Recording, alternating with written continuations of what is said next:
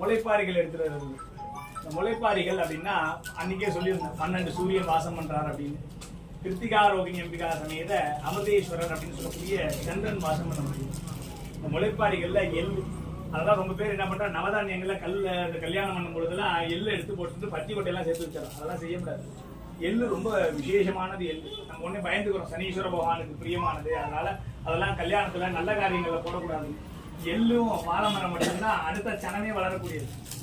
ஒரு சீவிட்டு பார்த்தீங்கன்னா ஒரு லென்ஸை வச்சு பார்த்தோம்னா ஒரு துளியாவது முளைச்சிருக்கும் அடுத்த ஒரு 2 நிமிஷத்துக்குள்ள.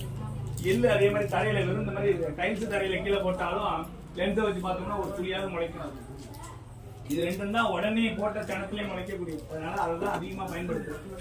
இந்த மாதிரி நவ தானியங்கள், நவ கிரக தோஷங்கள் நிவர்த்தி ஆகணும். இந்த மாதிரி கிருத்திகா ரோகிணி அம்பிகா சமேத சந்திரனுடைய அனுகிரகத்தினால அன்னைக்கு சொன்னாப்புல சதி ஆக்கலாதேனும் அப்படின்னு சொல்லியிருந்தேன். அந்த கிருத்திகா ரோகிணி அம்பிகா சமேத அமிர்தேஸ்வரருடைய அனுகிரகத்தினால நம்மளுடைய கிராமங்கள்ல நவ தானியங்கள் நல்லா விளையணும் அப்படிங்கறது பிரார்த்தனை பண்றதுதான் இந்த முளைப்பாரிகள் எடுக்கிறது. தொடர்ந்து இப்ப போறோம் அப்படின்னா நான் இன்னைக்கு சாயத்து முதல் காலங்கள்லாம் தொடர்ந்து அந்த பூஜை எல்லாம் இருக்கும். நேற்றுக்கு பாத்துருங்கன்னா வாசாந்தி பிரவேச பலி எல்லாம் பண்ணிருப்பான். ஏன்னா ஒரு கும்பாபிஷேகம் 3 அங்கமா பிரிக்கிறான்னு சொல்லியிருந்தேன். அந்த பூர்வாங்கத்துல நிறைய கிரியைகள் இருக்கு. மாதிரி விசேஷ சந்தியானுட்டானு பண்ணுவான். இந்த விசேஷ சந்தியானு சமுத்திரங்கள் சாபம் கொடுக்கும். அதனாலதான் அதுல சப்த கடலை வச்சு பூஜை பண்றோம். அந்த மண்கலயத்துல இந்த நதிகள் எல்லாம் என்ன பிரார்த்தனை பண்றோம் அப்படின்னா, ஏன்னா நதியெல்லாம் நிறைய இருக்கு. நம்ம தலைமுடி இருக்குன்னா ஸ்நானம் பண்ணும்போது குளத்துல தண்ணி மேல முடி போகக்கூடாது. அதான் நிறைய ஒவ்வொன்றையும் பார்த்துக்கணும். புண்ணிய காரியங்கள் செய்யக்கூடிய இடங்கள் எல்லாம் முடி உதவக்கூடாது. அது மாதிரிலாம் ஏற்பட்டது அப்படின்னா அது ஜலத்தினால சாபங்கள் ஏற்படுது. ஏன்னா நம்மளால தண்ணி இல்லாம இருக்க முடியாது.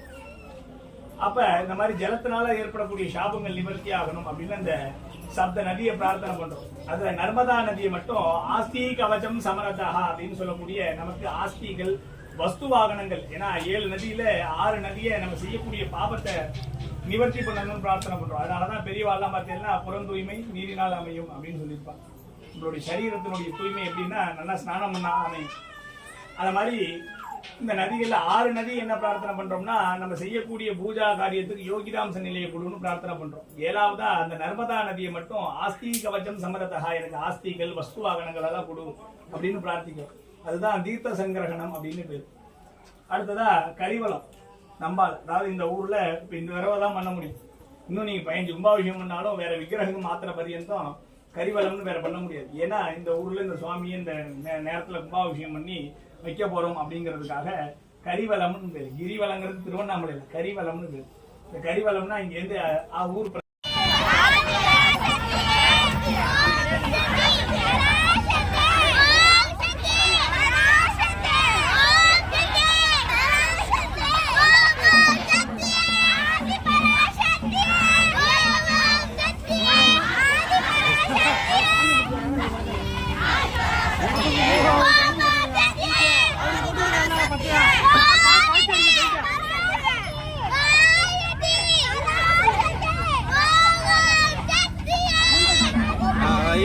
இப்ப தொடக்க முடியாது.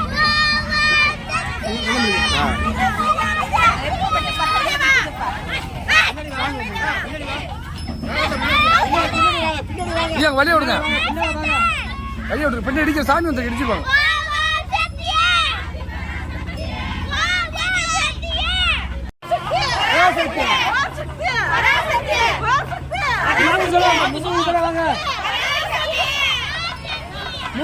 மும்மூணு பேர் வாங்க, கஷ்டப்பட்டு வாங்க.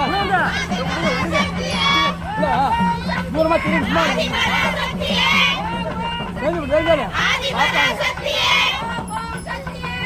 சொல்லுங்க.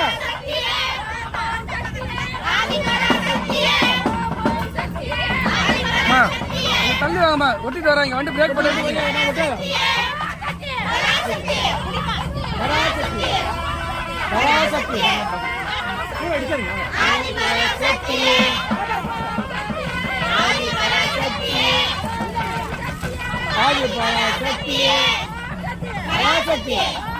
பராசக்தி பராசக்தி பராசக்தி பராசக்தி பராசக்தி.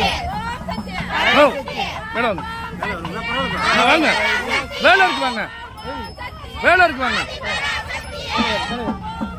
மேல மேல ஐயா, என்னடா?